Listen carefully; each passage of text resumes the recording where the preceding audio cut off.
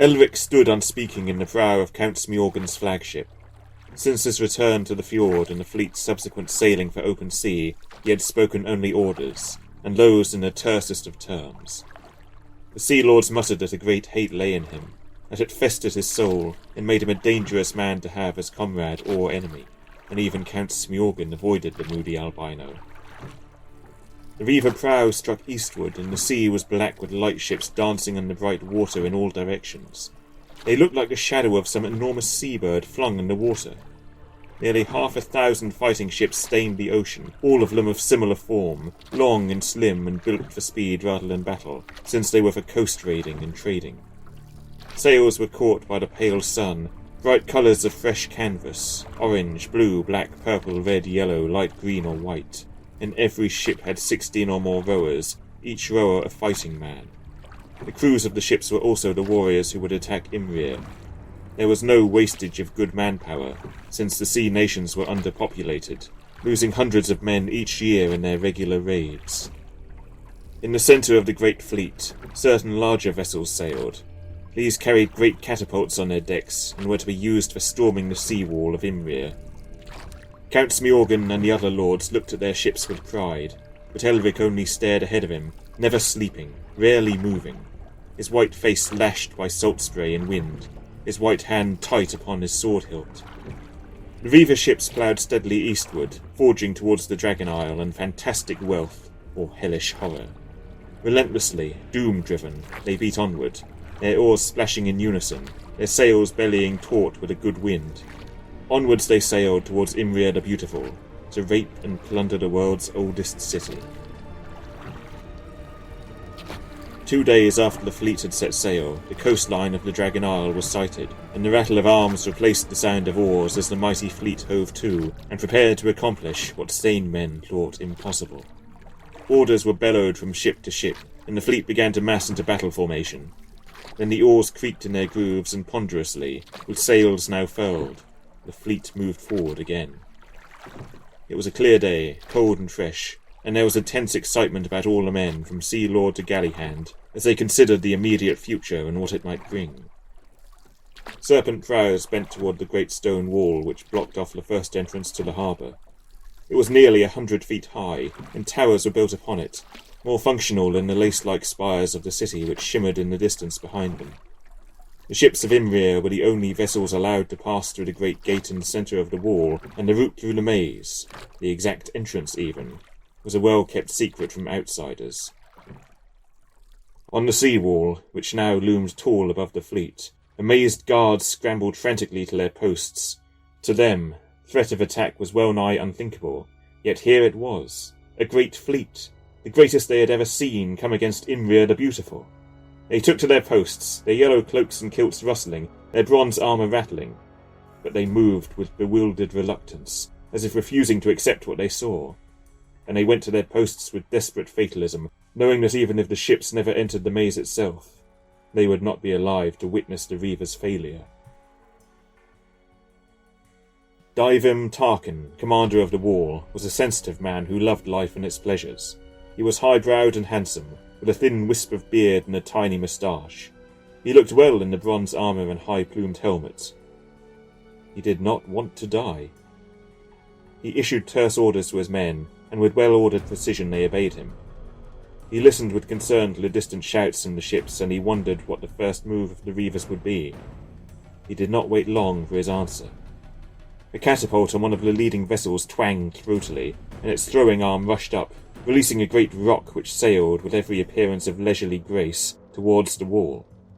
It fell short and splashed into the sea, which frothed against the stones of the wall. Swallowing hard and trying to control the shake in his voice, Divim Tarkin ordered his own catapult to discharge. With a thudding crash, the release rope was cut, and a retaliatory iron ball went hurtling towards the enemy fleet. So tight-packed were the ships that the ball could not miss. It struck full on the deck of the flagship of Darmit of Jarkor and crushed the timbers in. Within seconds, accompanied by the cries of maimed and drowning men, the ship had sunk, and Darmit with it. Some of the crew were taken aboard other vessels, but the wounded were left to drown. Another catapult sounded, and this time a tower full of archers was squarely hit. Masonry erupted outward, and those who still lived fell sickeningly to die in the foam-tipped sea lashing the wall. This time, angered by the deaths of their comrades, Imrryrian archers sent back a stream of slim arrows into their enemies' midst. Reavers howled as red-fletched shafts buried themselves thirstily in flesh. But reavers returned the arrows liberally, and soon only a handful of men were left on the wall as further catapult rocks smashed into towers and men, destroying their only war machine, and part of the wall besides. Reimund Bertrams still lived, though red blood stained his yellow tunic, and an arrow shaft protruded from his left shoulder. He still lived when the first ram ship moved intractably toward the great wooden gate and smashed against it, weakening it. A second ship sailed in beside it, and between them, they stove in the gate and glided through the entrance. The first non-Imrryrian ships ever to do such a thing. Perhaps it was outraged horror that tradition had been broken which caused poor Reimund Bertrams to lose his footing at the edge of the wall and fall screaming down to break his neck on the deck of Count Smeorgan's flagship as it sailed triumphantly through the gate. Now the ram ships made way for Count Smeorgan's craft, for Elric had to lead the way through the maze. Ahead of them loomed 5 tall entrances, black gaping maws all alike in shape and size. Elric pointed to the third from the left, and with short strokes, the oarsmen began to paddle the ship into the dark mouth of the entrance. For some minutes, they sailed in darkness. "Flares!" shouted Elric. "Light the flares!" Torches had already been prepared, and these were now lighted. The men saw that they were in a vast tunnel hewn out of natural rock, which twisted tortuously in all directions. "Keep close," Elric ordered, and his voice was magnified a score of times in the echoing cavern. Torchlight blazed, and Elric's face was a mask of shadow and frisking light as the torches threw up long tongues of flame to the bleak roof.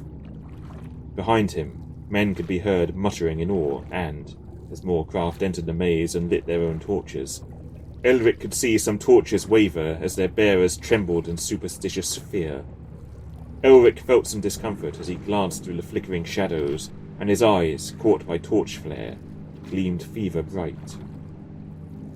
With dreadful monotony, the oars splashed onward as the tunnel widened and several more cave mouths came into sight. "The middle entrance!" Elric ordered. The steersman in the stern nodded and guided the ship toward the entrance Elric had indicated. Apart from the muted murmur of some men and the splash of oars, there was a grim and ominous silence in the towering cavern. Elric stared down at the cold, dark water and shuddered. Eventually they moved once again into bright sunlight, and the men looked upward, marvelling at the height of the great walls above them. Upon those walls squatted more yellow-clad, bronze-armoured archers, and as Count Smeorgan's vessel led the way out of the black caverns, the torches still burning in the cool winter air, arrows began to hurtle down into the narrow canyon, biting into throats and limbs. "Faster!" howled Elric. "Row faster! Speed is our only weapon now!" With frantic energy, the oarsmen bent to their sweeps, and the ships began to pick up speed, even though Imrryrian arrows took heavy toll of the reaver crewmen. Now the high-walled channel ran straight, and Elric saw the quays of Imrryr ahead of him. "Faster! Faster! Our prize is in sight!" Then, suddenly, the ship broke past the walls and was in the calm waters of the harbour, facing the warriors drawn up on the quay. The ship halted, waiting for reinforcements to plunge out of the channel and join them. When 20 ships were through, Elric gave the command to attack the quay, and now Stormbringer howled from its scabbard. The flagship's port side thudded against the quay as arrows rained down upon it. Shafts whistled all around Elric, but, miraculously, he was unscathed as he led a bunch of yelling reavers onto land. Imrryrian axemen bunched forward and confronted the reavers, but it was plain that they had little spirit for the fight. They were too disconcerted by the course which events had taken. Elric's black blade struck with frenzied force at the throat of the leading axeman and sheared off his head. Howling demonically, now that it had again tasted blood, the sword began to writhe in Elric's grasp, seeking fresh flesh in which to bite. There was a hard, grim smile on the albino's colourless lips, and his eyes were narrowed as he struck without discrimination at the warriors. He planned to leave the fighting to those he had led to Imrryr, for he had other things to do, and quickly. Behind the yellow-garbed soldiers, the tall towers of Imrryr rose, beautiful in their soft and scintillating colours of coral pink and powdery blue, of gold and pale yellow, white and subtle green. One such tower was Elric's objective, the Tower of Da'ar Putna, where he had ordered Tanglebones to take Imrryr, knowing that in the confusion this would be possible. Elric hacked a blood-drenched path through those who attempted to halt him, and men fell back screaming horribly as the rune sword drank their souls. Now Elric was past them, leaving them to the bright blades of the reavers who poured onto the quayside, and was running through the twisting streets, his sword slaying anyone who attempted to stop him. Like a white-faced ghoul he was, his clothing tattered and bloody, his armour chipped and scratched, but he ran speedily over the cobblestones of the twisting streets and came at last to the slender tower of hazy blue and soft gold, the Tower of Dar Putna. Its door was open, showing that someone was inside, and Elric rushed through it and entered the large ground floor chamber. No one greeted him. "Tanglebones!" he yelled, his voice roaring loudly even in his own ears. "Tanglebones, are you here?" He leapt up the stairs in great bounds, calling his servant's name. On the third floor he stopped suddenly, hearing a low groan from one of the rooms. "Tanglebones, is that you?" Elric strode towards the room, hearing a strangled gasping. He pushed open the door, and his stomach seemed to twist within him as he saw the old man lying upon the bare floor of the chamber, striving vainly to stop the flow of blood which gouted from the great wound in his side. "What's happened, man? Where's Imrryr?" Tanglebones' old face twisted in pain and grief. I brought her here, master, as you ordered, but..." He coughed, and blood dribbled down his wizened chin. "Prince Irkun, he apprehended me. Must have followed us here. He struck me down, and took Imrryr back with him. Said she'd be safe in the Tower of Baal Nesbet.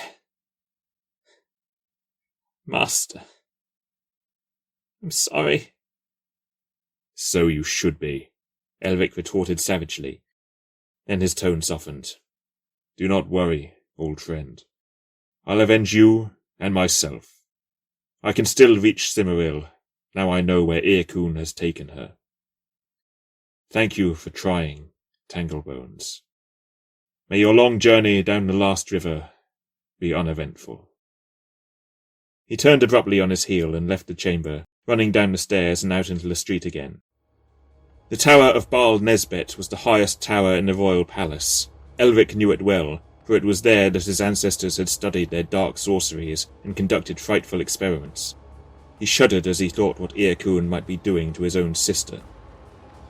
The streets of the city seemed hushed and strangely deserted, but Elric had no time to ponder why this should be so. Instead he dashed towards the palace, found the main gate unguarded, and the main entrance to the building deserted. This too was unique, but it constituted luck for Elric as he made his way upwards, climbing familiar ways towards the topmost tower. Finally he reached a door of shimmering black crystal which had no bolt or handle to it. Frenziedly, Elric struck at the crystal with his sorcerous blade, but the crystal appeared only to flow and reform.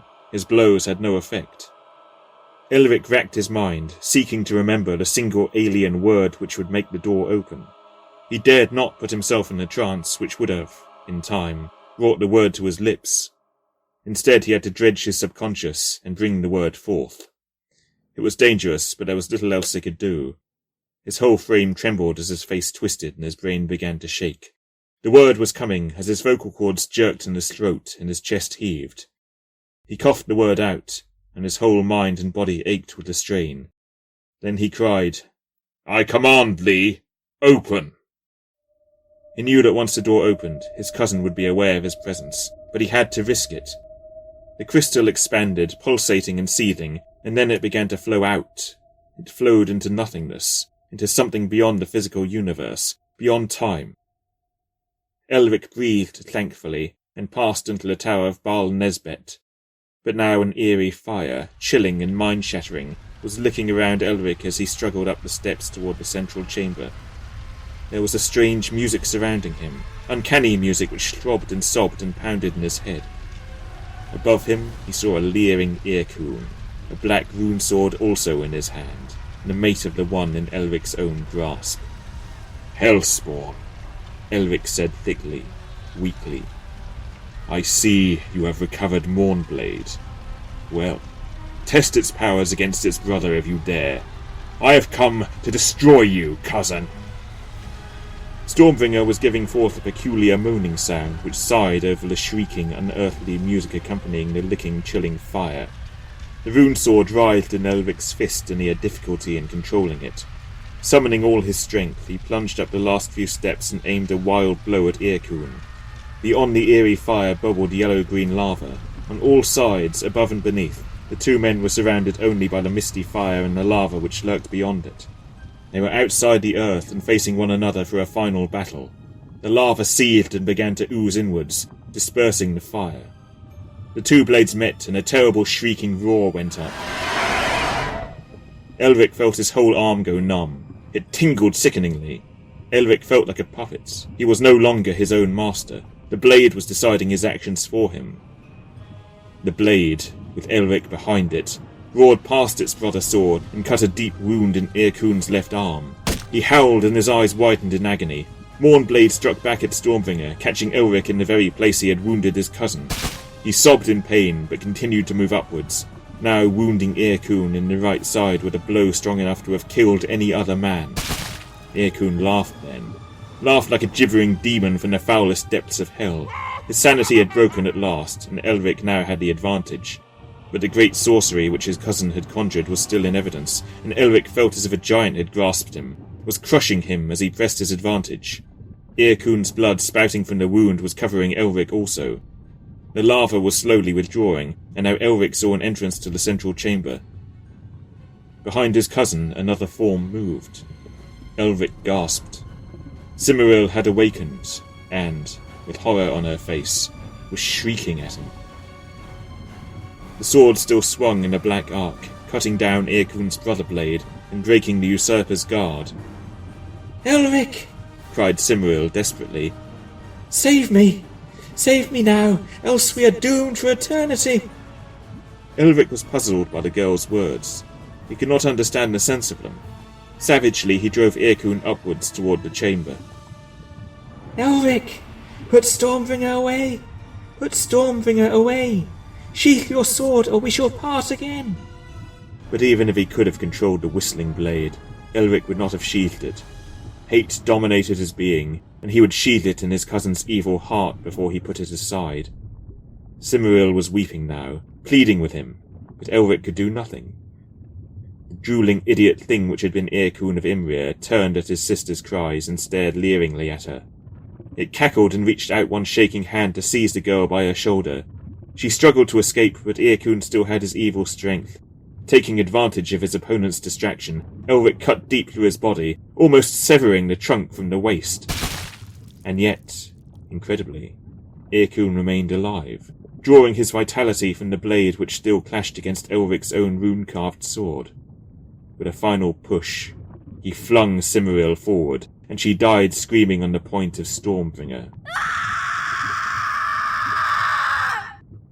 Then Earcoon laughed one final cackling shriek, and his black soul went howling down to hell.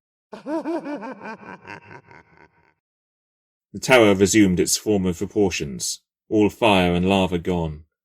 Elric was dazed, unable to marshal his thoughts.